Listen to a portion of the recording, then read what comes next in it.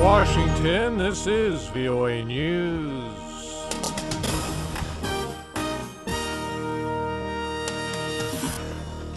The U.S. and Britain promise to work on creating a new Syria. The Philippines hold elections. I'm Ray Kugel reporting from Washington. President Obama says the U.S. and Britain will move ahead with plans to further help the Syrian opposition and build a new Syria without President Bashar al-Assad.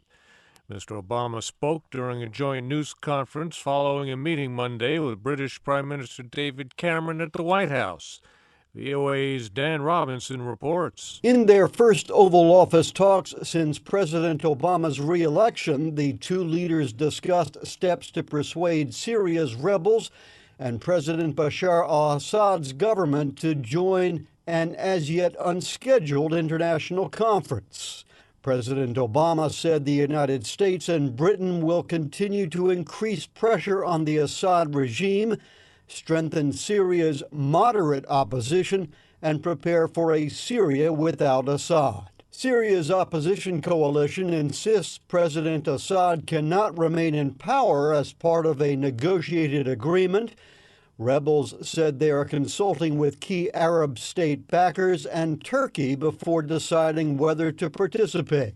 Dan Robinson, VOA News, the White House. A Syrian rights group says government forces have ousted rebels from a southern town on a strategic highway connecting Damascus to the Jordanian border. The Britain-based Syrian Observatory for Human Rights says troops loyal to President Bashar al-Assad secured control of Khirbet Ghazaleh on Monday. President Obama called Republican criticism of the handling of the Benghazi attack a political sideshow. During his White House news conference Monday, Mr. Obama dismissed the continued questions about September's insurgent attack in Libya that killed Ambassador Christopher Stevens and 3 other Americans as politically motivated. A car bomb exploded outside a hospital in the eastern city of Benghazi, killing at least 9 people Monday. There's been no claim of responsibility. The conservative politician poised to become Pakistan's next prime minister says he wants to continue good relations with the United States, but warns that Washington must take Islamabad's concerns about drone strikes seriously. Nawaz Sharif spoke in Lahore Monday, 2 days after his Pakistan Muslim League party unofficially secured enough parliamentary seats to form a government. The Philippines held elections Monday, seen as a mandate for President Benigno Aquino's reform agenda. Voters chose more than 18,000 officials. They include local leaders, more than half of the 24-member Senate, and hundreds of legislators in the House of Representatives. Voting results are expected in a few days. In Burma, officials say they are evacuating thousands of residents from camps for displaced people ahead of a cyclone expected later this week. Residents are being moved from low-lying camps in the west of the country, where communal violence broke out last year between Buddhists and Muslims.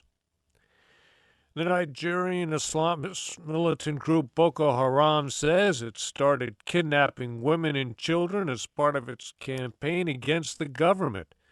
The purported leader of the group, Abu Bakr Shekau, made this statement in a video released Monday. The video shows a group of women and children apparently being held hostage, but does not identify them. In the video, Shekau also claims responsibility for recent attacks in 2 northeastern Nigerian towns. In Bangladesh, authorities say they're preparing to end the search for victims of a building collapse that killed more than 1,100 people last month. According to an army general, troops will complete the search today after weeks of combing through rubble from the April 24th accident near Dhaka. At least 9 people have been arrested in connection with the collapse.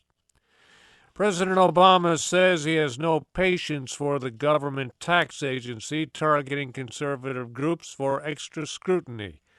At his news conference Monday, Mr. Obama said the Internal Revenue Service's admission it had investigated conservative groups is outrageous. The IRS apologized for its actions after targeting groups affiliated with the Tea Party that oppose many of Mr. Obama's spending and tax policies. American psychologist and pop culture figure Joyce Brothers died Monday of natural causes. She was 85. Brothers, who once taught at Columbia University, first gained fame in the 1950s game show The $64,000 Question for her encyclopedic knowledge of boxing. Dr. Joyce Brothers also boosted her celebrity as an author and magazine columnist and wrote a syndicated advice column that appeared in more than 350 newspapers. I'm Ray Kugel, VOA News. More at voanews.com.